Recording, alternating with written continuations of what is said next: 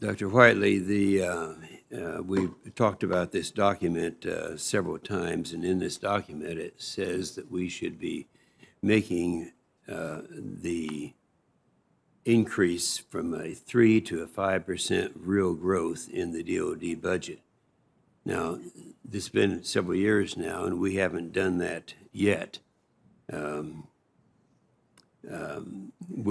they wrong, or were we wrong in not complying with that request? Senator, as I said in my opening statement, as you said, as Secretary Esper said, to really robustly implement the NDS in a low-risk fashion requires 3 to 5% real growth. What we've done, as you know, in the FY21, the fiscal year 2021 budget, that budget was basically flat. What we did was I was performing the duties of CAPE director at that point in time, working with Secretary Esper and Secretary Norquist, and what we did is we led an aggressive effort to identify lower priority programs, areas where we could take risk so that we could then realign that funding to the NDS priorities and made, as you know, significant investments in space. Yeah, I would observe the last time we did that was back during the Reagan administration. Mr. Manasco, in your, let's see, in your opening statement, you commented that a member gave you that opportunity to go to an academy, and who is that member? Senator, I think you might know him as Senator Jim Inhofe from Tulsa, Oklahoma. Yes, and I'm going to tell you how proud I've been since that time. First of all, it's been stated that the Air Force is too small, too old to do what the nation asks it to do. So I'd ask you, first of all, if you agree with that assessment, and secondly, if confirmed, where do you see the greatest risk and capability and capacity for the Air Force? Senator, I would agree that the Air Force is too small for what the nation has asked.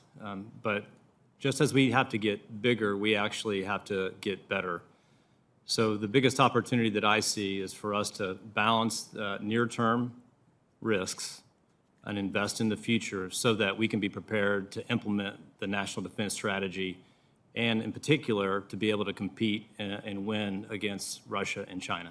Yeah, very good. And Ms. Pierce, we have had several hearings now on some of the failures and successes of our privatization policy for housing, and I'd like to know your ideas on this, because if confirmed, what would be your role in establishing accountability inside the Army for sustaining the high quality of housing that we anticipate, or that we should be anticipating for our members? Senator, my role would be to ensure that we are complying with all authorities and regulations and statutes related to the privatized housing. I am pleased to report that I had the opportunity to walk through a number of housing units recently at Fort Belvoir. That opportunity gave me great insight into a lot of improvements that we have undertaken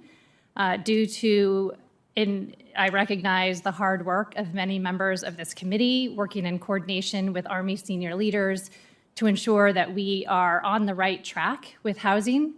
At this point in time, I'm happy to report we have, in the Army, conducted 100% barracks inspections, home inspections, and moving forward, I will look forward to continuing to ensure that we are focused on this issue and making sure that, just like others like myself who grew up in military housing, can live in safe and secure, clean and sanitary housing. That's the basic minimum that we owe those who serve in uniform. That's good. That's good. Yeah, we have come a long ways, but there's a long ways to go also. We look forward to your service in that area.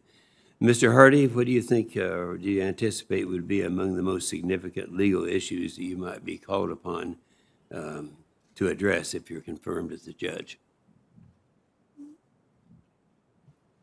Senator, something that is certainly coming up in the military justice system is the proper jurisdiction of that system. Who should be subject to the UCMJ? I mean, certainly there are questions, I mean, there are no questions about the core service members, but there are new questions about retirees and people who are on the periphery of the military and whether or not they should continue to be subject to the UCMJ. Very good. Senator Reed.